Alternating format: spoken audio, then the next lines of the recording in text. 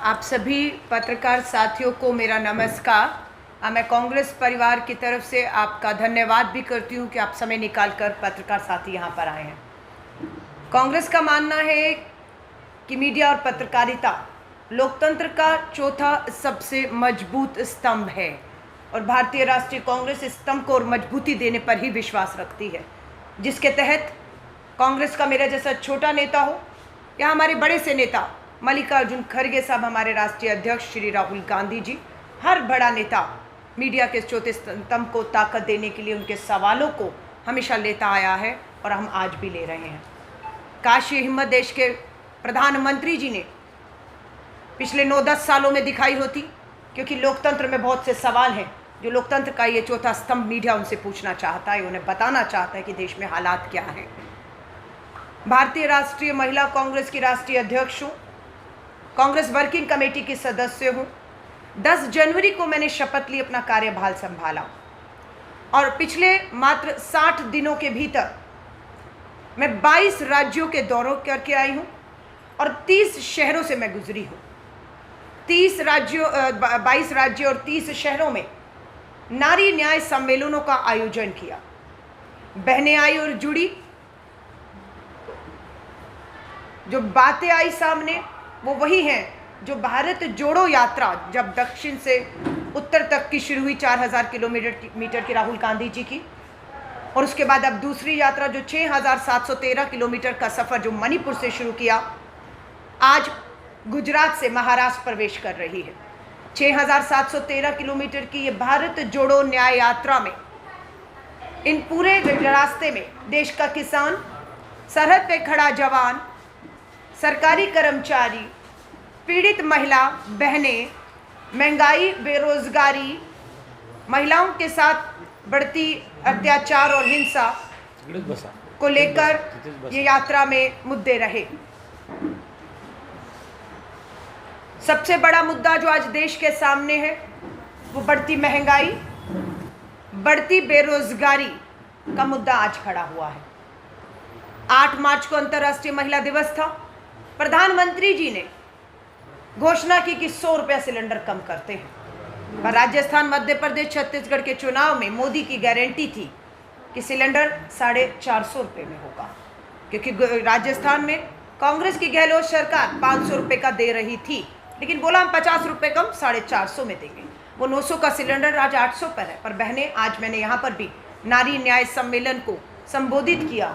महंगाई और बेरोजगारी सबसे बड़े मुद्दे हैं इस पूरे जो है आप कहेंगे आने वाले चुनाव में। 5 गारंटी युवाओं को लेकर राहुल गांधी जी घोषित कर चुके हैं।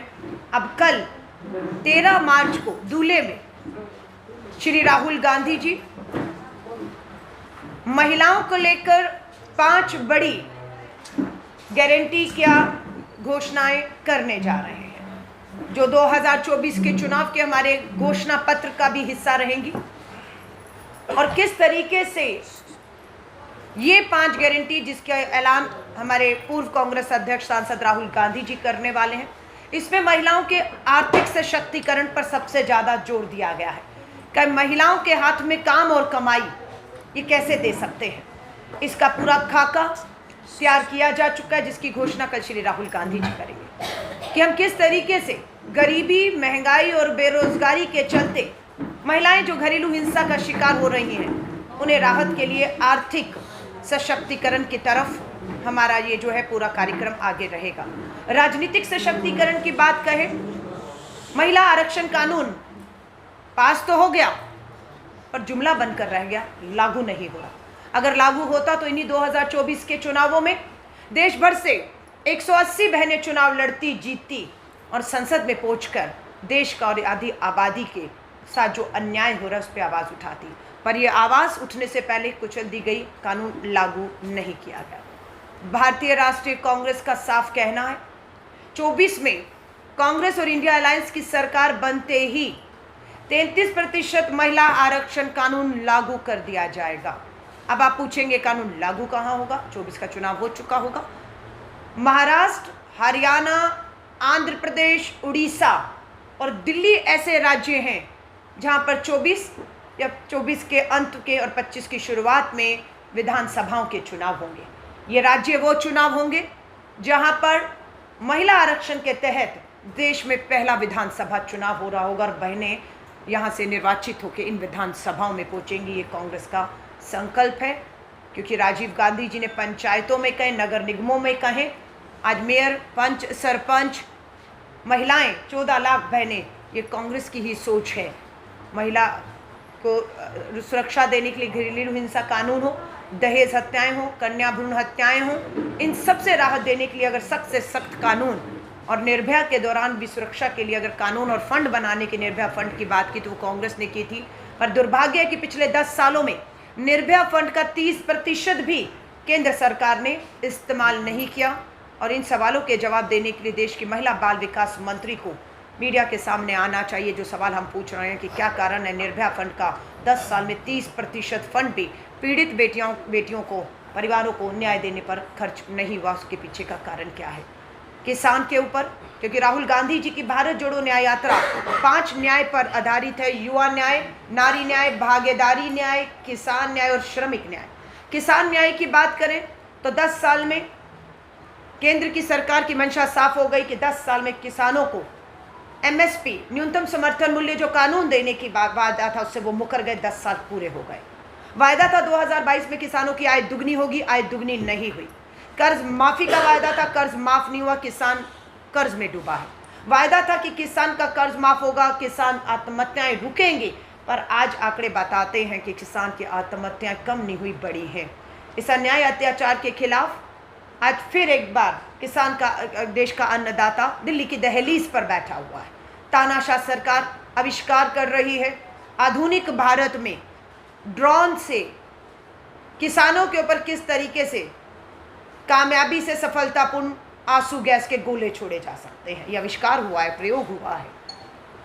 हरियाणा कोर्ट ने फटकार लगाते हुए हरियाणा और केंद्र की सरकार को ये कहा, मैं उसे कोट कर रही हूँ, कोर्ट ने जो कहा कि ये अन्नदाता है, कोई आतंकी नहीं है जो इन पे गोलियां बरसा रहे हैं। 700 किसान पहले शहीद हुए पहले आंदोलन में, और अब 2 से अधिक किसान शहीद हो चुके हैं पुलिस की गोली और हिंसा के कारण। वहां पर भारतीय राष्ट्रीय कांग्रेस, राहुल गांधी जी ने साफ कर दिया है, इंडिया अलायंस और कांग्रेस की सरकार बनते ही पहले 100 दिन में न्यूनतम समर्थन मूल्य किसानों को की जो मांग है उसे पूरा कर दिया जाएगा। MSP पे कानून जो 10 साल से भाजपा की सरकार धोखा करती रही, नहीं दिया, वो हम आते ही देंगे। ये महिला आरक्षण की बात है, किसानों के ऊपर MSP के कानून की बात है। तीसरा, युवा न्याय, अग्निपथ भर्ती योजना जिसका भारतीय राष्ट्रीय कांग्रेस पुरजोर विरोध करती है। सेना की पक्की भर्ती खत्म कर दी गई है। शहीद से शहीद का दर्जा छीन लिया गया। शहीद से उसका हक कफन में तिरंगा छीन लिया गया। शहीद के परिवार को मिलने वाली पेंशन सुविधाएं छीन ली गई, जिसका भारतीय राष्ट्रीय कांग्रेस पुरजोर तरीके से विरोध करती है। 2 लाख के अधिक युवा जो कठिन शारीरिक और मानसिक परीक्षाओं से पास करके पक्की भर्ती का इंतजार कर रहे थे, लेकिन तुगलकी फरमान आता है कि पक्की भर्ती सेना की खत्म कर दी गई है। ठेके की 4 साल की भर्ती शुरू कर दी गई है, और इस ठेके की नौकरी को जिसे करना है वो करे। भारतीय राष्ट्रीय कांग्रेस ये विश्वास दिलाती है उन 2 लाख युवाओं को जिनकी पक्की भर्ती का इंतजार था, उनके सपने चूर किए, वो भी आज दिल्ली राजधानी में आंदोलित हैं। किसान हो, जवान हो, न्याय मांगती बहनें बेटियां हो, प्रधानमंत्री जी के पास समय नहीं है। सो हमारा ये कहना है कि अग्निपथ भर्ती योजना को हम आते ही रद्द करेंगे और सेना की पक्की भर्ती वापस चालू करेंगे।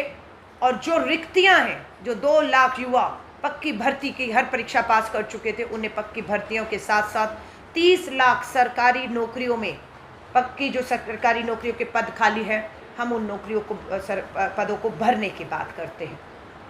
यहाँ पर श्रमिक न्याय की बात है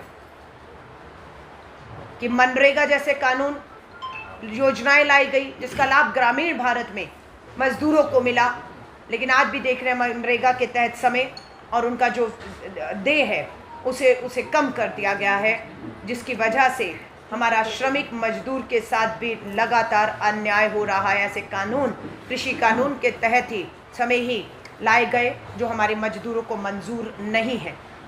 भागीदारी न्याय पर मैं अगर आती हूँ, भागीदारी न्याय साफ है, जो भाजपा को 10 साल में करना चाहिए था, जातीय जनगणना, उसको उन्होंने नहीं करवाया, जिसके लेकर भारतीय राष्ट्रीय कांग्रेस वचनबद्ध है। सत्ता में आते ही देश की जातीय जनगणना कराई जाएगी। जिस भी जाति का जितनी आबादी है, सरकारी संसाधनों में, सरकारी नौकरियों में, जिसकी जितनी आबादी, उसे उसका उतना हक देने की वकालत भारतीय राष्ट्रीय कांग्रेस करती है। हम इस भागीदारी योजना के तहत राहुल गांधी जी जब संसद में सवाल पूछा कि 90 सचिव देश की सरकार प्रशासन को चलाते हैं, बजट और फैसले हर बड़े छोटे लेते हैं, उसमें ओबीसी कितने हैं? पता लगता है कि 90 सचिवों में जो भारत सरकार में हैं, मात्र 3 हैं जो ओबीसी से हैं, बाकी दूसरी जगह। तो ये जो बैलेंस की बात है कि जिसकी जितनी आबादी दलित, आदिवासी, ओबीसी है, कोई भी है, उनको बराबरी का हक, सम्मान मिलना चाहिए। ये सम्मान नहीं देना है, ये सम्मान देश के संविधान ने दिया।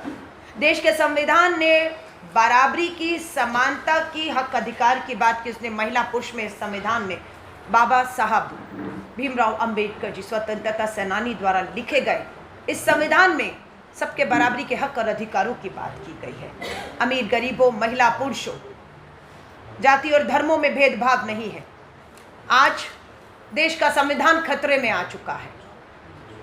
आज संघ आरएसएस इस संविधान पर आक्रमण कर रही है। भारतीय राष्ट्रीय कांग्रेस इस संविधान के साथ किसी तरह की भी छेड़खानी करने का या बदलाव करने का कड़ा विरोध करेगी। भाजपा के एक नेता ने बयान दिया है कि मोदी जी को, भाजपा आरएसएस को 400 सीटें क्यों चाहिए, क्योंकि 400 सीटें मिलेंगी तो वो देश का संविधान बदल पाएंगे और वो आरएसएस संघ के मुताबिक नया एक संविधान लिख पाएंगे और थोप पाएंगे, जिसे इस लोकतंत्र में हम होने नहीं देंगे।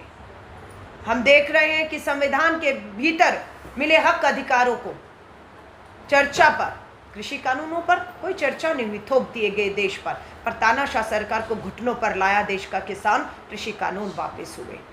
आज इसी तरह हम देख रहे हैं कि बहुत से कानून तानाशाही तरीकों से संख्या बल पर लाकर देश पे थोपे जा रहे हैं। कहीं कोई लोकतंत्र नहीं है। इसके उदाहरण है संविधान के साथ छेड़छाड़ करने का। 1 नेशन 1 इलेक्शन शगुफा छोड़ा गया है। पूर्व राष्ट्रपति को चेयरमैन बना दिया गया है। हाँ, चुनौती आ चुकी है कि देश चुनाव की दहलीज पर खड़ा है। 90 करोड़ मतदाता हैं। पूरा देश लोकसभा के चुनाव पे जा रहा है। 1 इलेक्शन कमीशन और 1 सदस्य रह गया है। एक सदस्य ने अभी, उनका कार्यकाल 2027 तक था। देश जानना चाहता है क्या दबाव था, क्या ब्लैकमेलिंग थी, कि ठीक चुनाव का इंतजार था कि प्रेस कॉन्फ्रेंस करके चुनाव आयोग तारीखों की घोषणा करेगा। उससे पहले एक पद पहले ही खाली था सदस्य का। दूसरे सदस्य ने भी अपने कार्यकाल को पूरा होने से पहले अपना इस्तीफा दे दिया और खामोश है। लोकतंत्र में ये गंभीर सवाल खड़े हुए हैं कि ये क्या खेल चल रहा है। चुनाव आयुक्त और मुख्य चुनाव आयोग की नियुक्ति का पैनल बनाया था 5 जजेस की बेंच ने, कि अब मुख्य चुनाव आयुक्त और सदस्यों की नियुक्ति मात्र तानाशाही तरीकों से बंद कमरे में, सत्ता सरकार नहीं करेगी। इसमें नेता विपक्ष होगा, प्रधानमंत्री होंगे और मुख्य न्यायाधीश होंगे। तानाशाह सरकार ने संख्या बल पर पलट दिया उस फैसले को और मुख्य न्यायाधीश को नियुक्ति से बाहर करके अपने एक मंत्री को उसमें रख दिया, ताकि अब जो सत्ता चाहेगी वो खेल होगा। उसके बावजूद भी चुनाव आयोग के सदस्य इस्तीफा दे रहे। इलेक्टोरल बॉन्ड को लेकर सुप्रीम कोर्ट का फिर हम धन्यवाद करते हैं कि इस लोकतंत्र को जो तार तार करके हत्या की कोशिश एक के बाद एक हो रही है, संवैधानिक संस्थाओं में, चाहे चुनाव आयोग हो, चाहे सीबीआई हो, चाहे ईडी हो, चाहे इनकम टैक्स हो, ठीक चुनाव से पहले जिस तरीके से इनका दुरुपयोग और बढ़ गया है। ऐसा नहीं कि 10 साल में नहीं हो रहा था, 10 साल में हो रहा था, लेकिन और बढ़ गया क्योंकि सामने चुनौती देता हुआ देश का अन्नदाता, किसान, युवा आदि आबादी, महिलाएं जो त्रस्त हैं वो खड़ी हैं। इसलिए अपनी हार को देखकर संविधान को तार तार करते हुए ये हर हथकंडा अपना रहे हैं। सुप्रीम कोर्ट के आदेश आया एसबीआई को कि 6 तारीख तक, मार्च तक उन्हें किसने किसको कितना चंदा दिया, बदले में सत्ता ने, सरकारों ने चंदा लेने वालों को क्या लाभ दिया, उस सब चीजों का खुलासा होना था। लेकिन एसबीआई केंद्र सरकार के दबाव में 30 जून का समय मांग रही थी। सारा चुनाव खत्म हो जाता।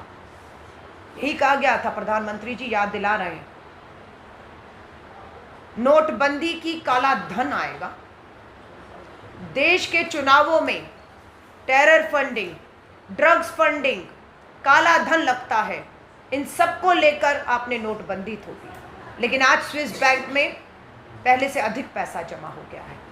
स्विस बैंक की जानकारी जिनको देनी थी वो तो दे नहीं पाए, ऊपर से एसबीआई को ही जानकारी देने से रोकने पर आ गए। देखिए कितना फर्क आया है। जो स्विस बैंक में पड़े खातों में काले धन की जानकारी देने के नाम पर वोट लेकर आए थे, वो एसबीआई में ही किस पूंजीपति ने, किस राजनीतिक दल को, किस मकसद से कितना चंदा दिया और बदले में क्या लाभ लिया, ये देश के लोकतंत्र में जानने का राइट टू इन्फॉर्मेशन, सूचना का अधिकार कानून के तहत है, जिसे इन्होंने छीना।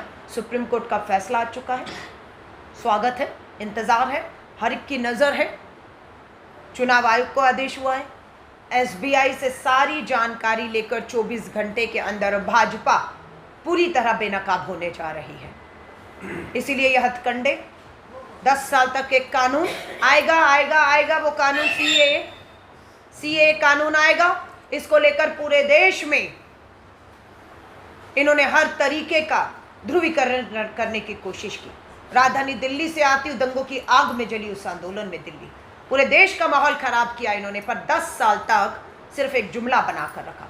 आज चुनावों की तारीख घोषित होनी है, तो इन सभी मुद्दों से ध्यान भटकाने के लिए इलेक्टोरल बॉन्ड, चुनाव आयोग में क्या चल रहा है, सीबीआई, इनकम टैक्स, ईडी और आपकी किसान आंदोलन, हमारे सरहद पे खड़ा जवान पक्की भर्ती वापस मांग रहा है सेना की, महिलाओं के साथ हो रहे बलात्कार अत्याचारों पे कोई जवाब नहीं है। तो इस तरह का चुनाव से पहले एक कानून, एक नोटिफिकेशन लाकर दोबारा देश का माहौल खराब करना चाहते हैं।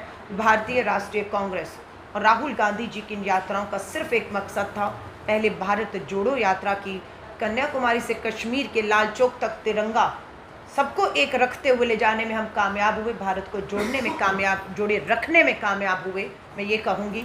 और भारत जोड़ो न्याय यात्रा भी आज सफल हुई है, अंतिम पड़ाव है। आज गुजरात से महाराष्ट्र प्रवेश कर गई है।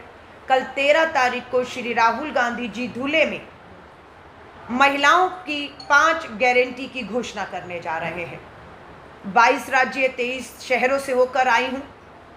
हर बहन को, आधी आबादी को इन घोषणाओं का इंतज़ार है, क्योंकि भाजपा के जुमले वर्सेस कांग्रेस की गारंटी पर लोगों को ज़्यादा विश्वास है। क्योंकि नहीं हुई आय दुगनी किसानों की, नहीं मिली 2 करोड़ नौकरियां हर साल, नहीं हुई बेटी बचाओ के नारे के तहत बेटियां सुरक्षित, नहीं हो पाया देश का जो है अर्थव्यवस्था, रुपया था कि मनमोहन जी के समय पर, सरकार के समय पर प्रति डॉलर 45 रुपये था, बयान होते थे जब देश का रुपया गिरता है सरकार की साख गिरती है, और आज उसी डॉलर की कीमत 83 रुपये पहुँच चुकी है। हमारे रुपए में तेल कंपनियां हमें तेल देने से मना कर रही हैं, बोल रहे रुपए की कीमत गिर चुकी है, साख गिर चुकी है, इसलिए हम आपको नहीं देंगे। अमेरिकन डॉलर की जगह प्रधानमंत्री जी रूस से चीनी युआन में, जिन्हें ला ला करके दिखानी थी 56 इंच का सीना, वो युआन में रूस से तेल खरीदने पर मजबूर हुआ है, रुपया स्वीकार नहीं किया जा रहा। तो ये बहुत सी बातें हैं, मैंने आपको हर मुद्दे पर बात किया है, और यही हमारे आने वाले 2024 के चुनावों के मुद्दे रहने वाले हैं। मैं आप सभी पत्रकार साथियों का धन्यवाद करती हूँ। आपके कोई भी सवालों जो लगता है कि मेरी प्रेस वार्ता में मैंने नहीं संबोधित किए, मैं लोकतंत्र में उनका सवाल